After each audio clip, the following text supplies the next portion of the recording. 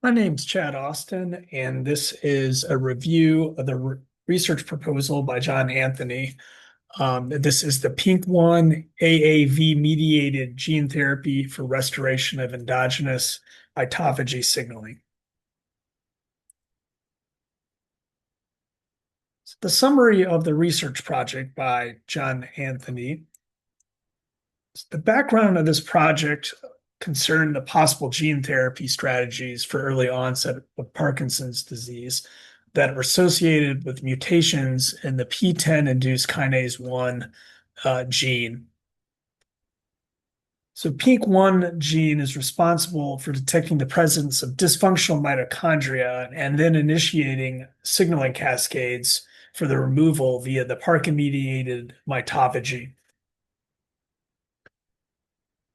So impairments in this gene result in interruption of the pathway that lead to neurotoxic accumulation of dysfunctional mitochondria in the nigrostriatal dopaminergic neurons. So this gene is one of the identified Parkinson's disease genes. The current therapeutic approaches include small molecule activators like MTK-458, but MTK-458 can overstimulate mitophagy and cause cellular stress responses. So essentially, the threshold for mitophagy and the PINK1 Parkin pathway is lowered, and so healthy mitochondria get consumed along with the dysfunctional ones. So this can impair the cell in terms. It can lower ATP availability. So therefore, the proposal has the aim to assess whether adeno-associated virus-mediated delivery of a functional PINK1 gene can restore the endogenous mitophagy and then the nigrostriatal dopaminergic neurons of PINK1 deficient mito-QC mice. The hypothesis is that the introduction of functional PINK1 genes via an AAV vector into PINK1 deficient nigrostriatal dopaminergic neurons will restore the signaling cascades that lead to Parkin-dependent mitophagy and increased neuroprotection.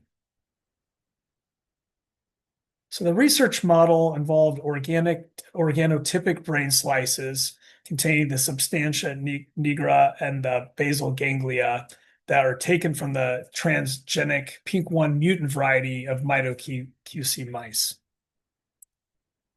So these mice, to be clear, they have the PINK1 mutant, and then they also are transgenic line of mice that express a pH-sensitive mitochondrial indicator. So this is a molecule that can consist of two fluorescent sensors. So there's a yellow signal, and that indicates the mitochondria are in the cytosol, and that indicates a state the mitochondria, they're still healthy. They haven't been consumed by lysosomes yet. And they haven't, that are usually mitigated by the Parkin ligase. So the yellow signal, because it has the green fluorescent protein and the mCherry indicators. And the red signal indicates that the mitochondria are in the lysosome. So the GFP it's sensitive to acidic environments and degrades, but the mCherry does not, so it will remain red. So it's a way to basically detect whether the mitochondria are healthy or whether they've been depolarized. And they typically, if they're depolarized, they should then undergo mitophagy induced by the PINK1 Parkin pathway. So the experimental groups and controls, there was a PINK1 mutant, which is infected with the construct, the functional PINK1 construct, and a blue fluorescent protein. There's a PINK1 mutant infected only with the vehicle. So this serves as a type of mutant control. And then there's wild type infected with the again, just the vehicle as well. And so evaluating the results is to use a confocal microscopy to visualize mitochondria, then apply CCCP to depolarize them. Analyze the red-only fluorescence to determine mitophagy and effectiveness of the functional PINK1 infection. So the CCP is it's a molecule that depolarizes the mitochondria. It's a way of rapidly aging them and making them dysfunctional. So the scientific merit and soundness, it was scientifically sound and it was technically feasible, and it was highly relevant given the models and the methods and topics we've discussed so far in the course. And so both the use of the organotypic slices and the AAV-mediated gene delivery are appropriate for evaluating whether the PINK1 can establish mitophagy in PINK1 deficient dopaminergic neurons. Some of the highlights of it were that the scientific merit were that the neurodegenerative mechanism is clearly identified. So mutations in the PINK1 gene affect the Parkin pathway. The signaling cascade's interrupted, and this leads to accumulation of depolarized mitochondria, which reduces that energy, the ATP, and then ultimately leads to neuronal deterioration. The model includes appropriate anatomical structures, such as the substantia nigra and the basal ganglia. The experiment control groups are well defined. And the MitoQC are a reasonable choice for assessing mitophagy. They're used in a lot of experiments for this type of work of assessing depolarized versus from polarized mitochondria. And the application of the CCCP is well-established method for depolarizing mitochondria, as mentioned earlier. And then confocal microscopy with the blue fluorescent protein and the MitoQC fluorescent reporters is appropriate for this study. And the alternative methods, so these are just some options that could be used in an experiment of this sort. First is mitochondria morphofunctional dyes. So these are dyes where the mitochondrial membrane potential can be assessed using these fluorescent dyes, such as TMRM, TMRE, and mitotrackers. These dyes indicate whether the mitochondria are polarized or depolarized, and they provide information regarding the mitochondrial health and oxidative stress.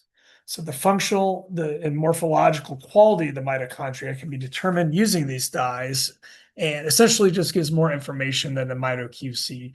So the MitoQC just gives us information whether regarding mitophagy, whether the mitochondria in the lysosome or in the cytosol, whereas the mitochondrial functional dyes give us more information about the polarization of the membrane, mitochondrial membrane. And that could give us more information about just the state of the overall health of the mitochondria. Live imaging of the mitochondria using the MitoQC.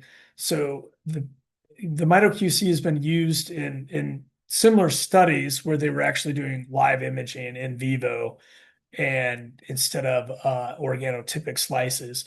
And they track the mitochondria dynamics over time, and then you can observe the transitions of the fluorescent label. This allows you to get more information regarding the mitophagy kinetics and the rate of mitochondrial turnover.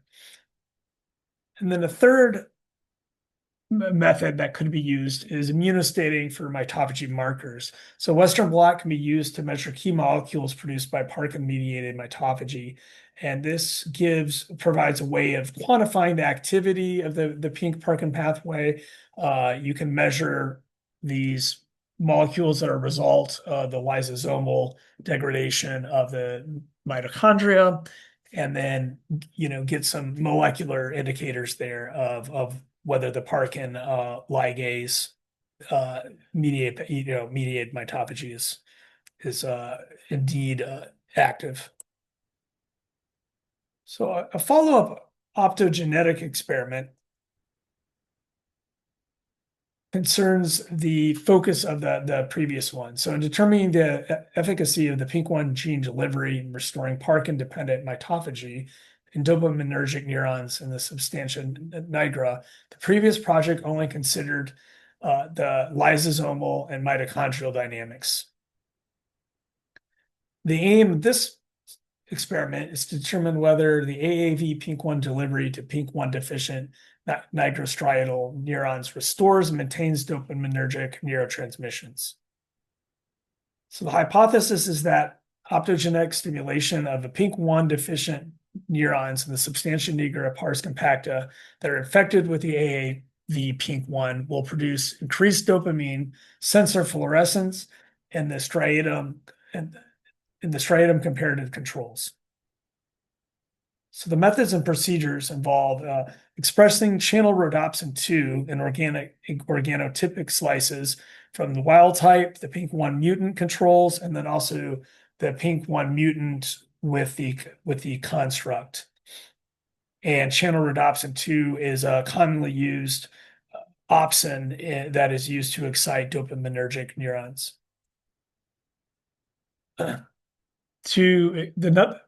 part of this procedure is also to express GrabDA sensor for detecting dopamine release in the striatum. The GrabDA is a type of dopamine indicator. And then also to excite the substantia nigra pars compacta using pulse blue light while recording GrabDA fluorescence in the striatum. The next step would be to analyze the data. So that would involve determining the intensity and the dynamics of dopamine release in the striatum based on recorded fluorescence signal from the GrabDA, and then compare the results across groups to determine the effectiveness of the AAV PINK1 infection in the restoration and maintenance of dopaminergic signaling.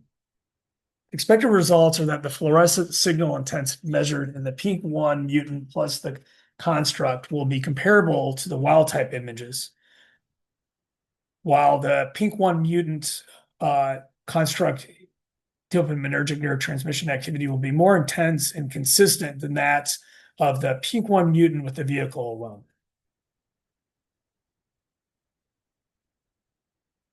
And that concludes the presentation. Thank you for your time. And those are the references that are used.